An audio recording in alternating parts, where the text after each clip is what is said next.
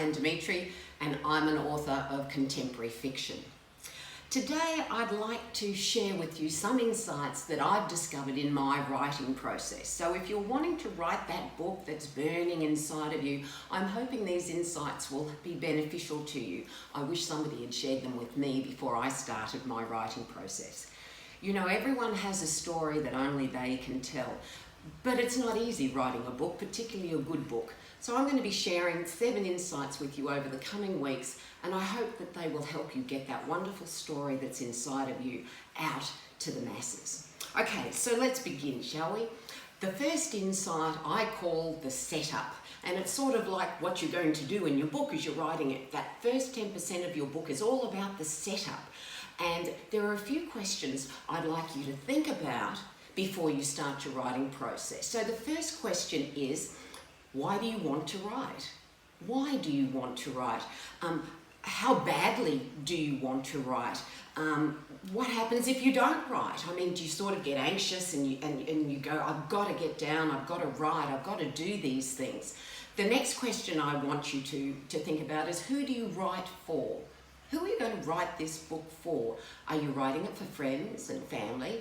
Or are you actually writing it to get it out to the world and share your message? And the last question I want you to think about is, when was the last time you wrote? Okay, because everybody has great ideas, but it's not easy writing. So they are the questions you need to consider. And one of the things that, you know, a lot of people talk about, oh, it's easy to do this and it's easy to do that. We're kidding ourselves, folks. Truly, it's not easy to write a good book, and it will take you more than 30 days, more than likely, unless you're right at it all the time. You've got to have that burning desire, that desire not just to write, but to share with other people. So the first thing you have to think about, the first insight is, you have to be focused.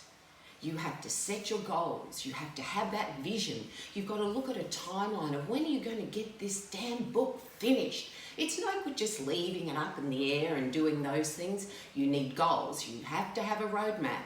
Otherwise, you get lost going to your destination.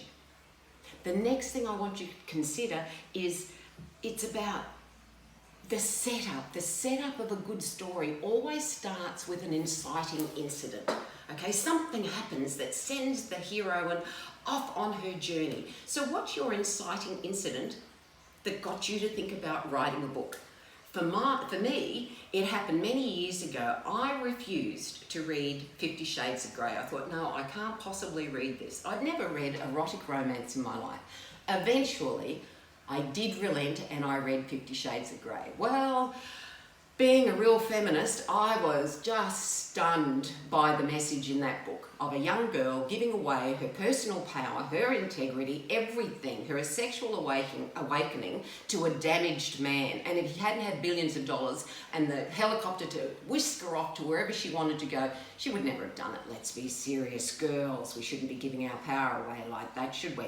So I became so incensed by that book, I thought, damn it, I'm going to write a counter book. I'm going to write about an empowered woman who's 42, who takes a sexual erotic adventure on her own terms, and that she actually has all of that power.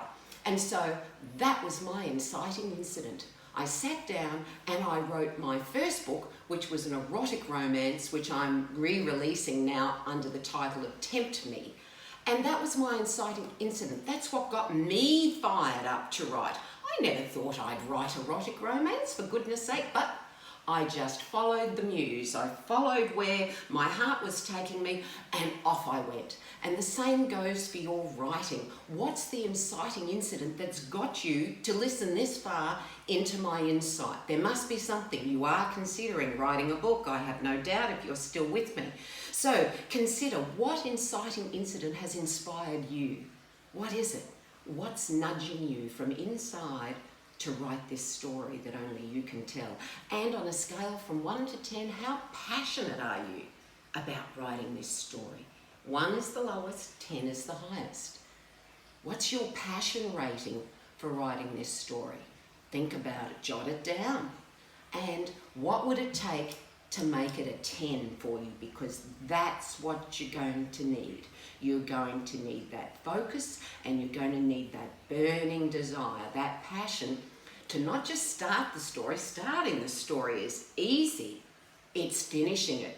You've got to keep your eyes on the prize like your heroine does all the way through the novel until she clasps that prize in her hand at the end.